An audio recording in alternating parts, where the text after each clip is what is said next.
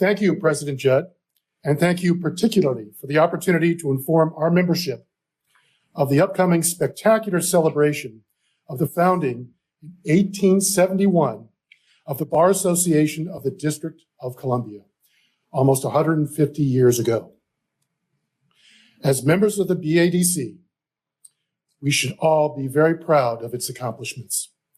President Judd has appointed a fabulous committee to prepare for a wonderful year of terrific events highlighting the BADC's impact upon the Washington legal community. Anna Maria Stewart, Paula Chapman, Alan Grooms, Ellen Jakovic, Mary Eva Camden, Yvonne Edmonds, and Raul Andrews. We have all been working hard for months and continue our efforts, and we would welcome those interested to join our committee. It's a lot of fun.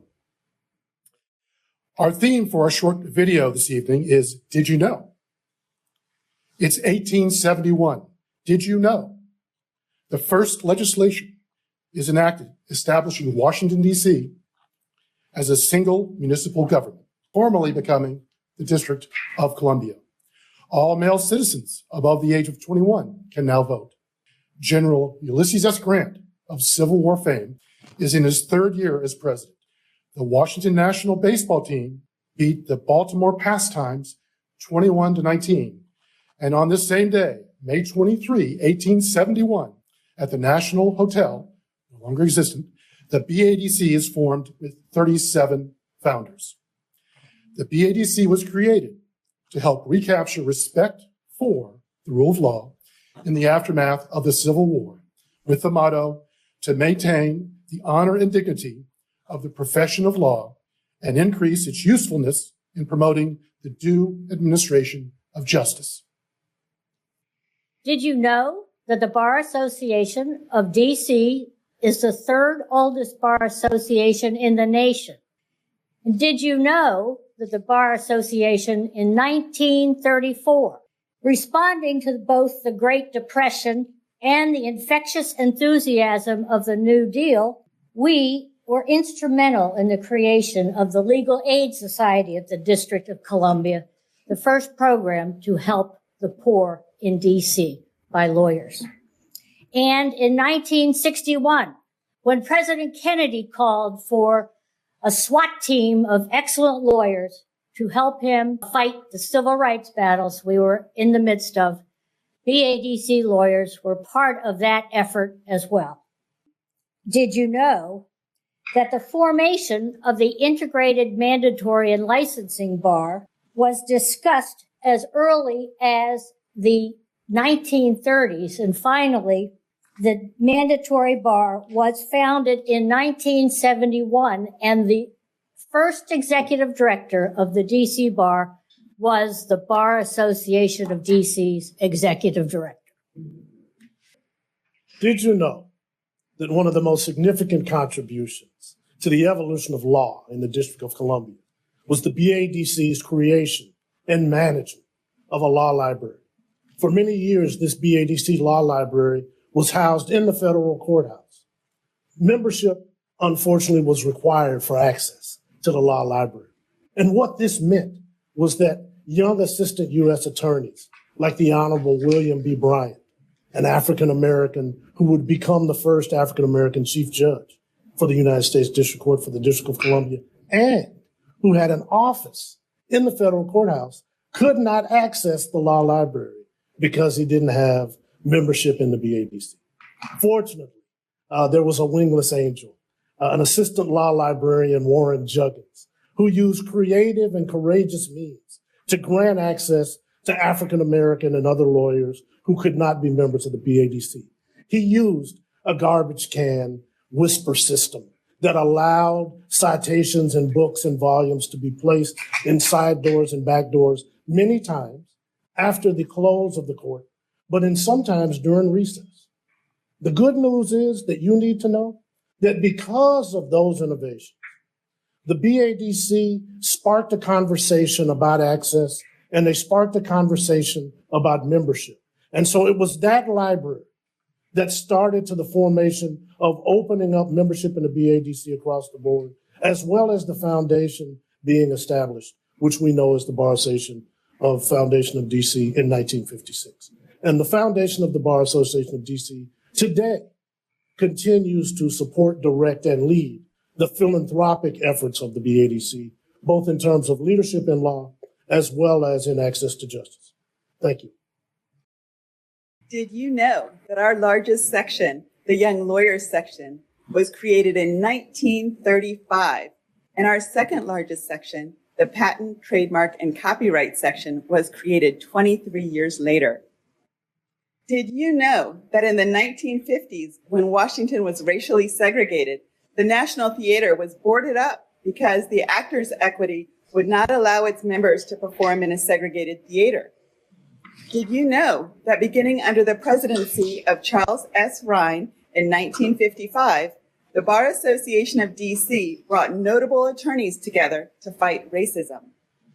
Did you know that Phineas Indritz, a civil rights lawyer who was actively involved in dozens of U.S. Supreme Court cases aimed at ending discrimination based on race or gender, including Brown v. Board of Education, joined together with the country's top criminal lawyer, Edward Bennett Williams of Williams and Connolly, who is also a former owner of the Washington football team and the Baltimore Orioles.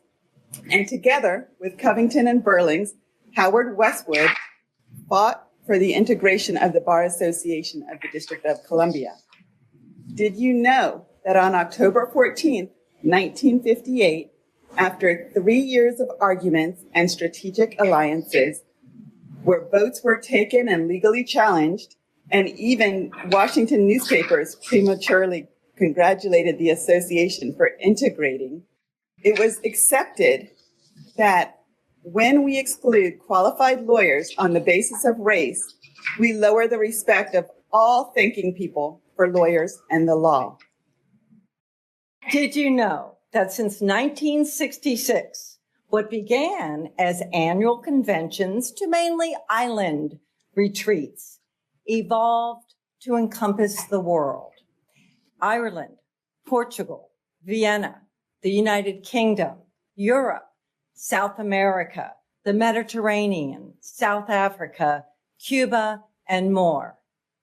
So in over 50 countries, the BADC has proudly represented our justice system and our role as lawyers. We've also had a bit of fun doing it all. So. Did you know that the BADC celebrated its 100th birthday in 1971 with a centennial convocation, annual convention, a centennial ball, and a 100th anniversary banquet? And speaking of menus, on January 24th, 1888, at the Willard Hotel, the BADC annual dinner goers enjoyed a menu of consommé macedone, tenderloin of beef larded, meringue chantilly, followed by Roquefort cheese, coffee, cognac, among other delicacies, and cigars. And speaking of places, the Mayflower Hotel served for decades as the location of meetings and the annual banquet.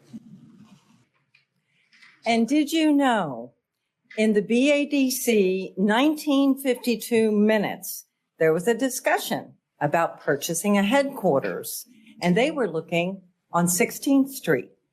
Well, not so long after that, in 2008, the BADC and the foundation purchased their own headquarters on 16th Street.